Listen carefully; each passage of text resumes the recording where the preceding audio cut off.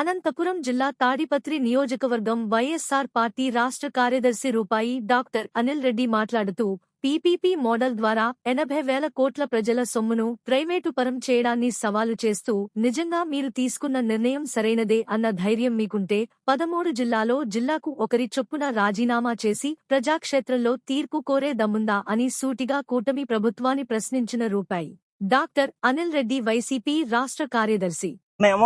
కొంతమందితో నేను మాట్లాడితే ఆ పార్టీ సానుభూతి పరులతో కొంతమందితో మాట్లాడితే లేదు సార్ పీపీపీ మోడల్ సరైన నిర్ణయం అంటున్నారు వాళ్ళ కార్యకర్తలు.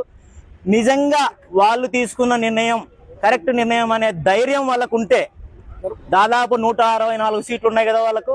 13 పాత జిల్లాలు జగన్ గారి ఆధ్వర్యంలో 26 జిల్లాలు అయినాయి. 13 జిల్లాలే తీసుకుందాంలే. జిల్లాకు ఒక్కరిని వాళ్ళు రాజీనామా చేయించినా కూడా వాళ్ళ గవర్నమెంట్ ఏం పడిపోదు కదా.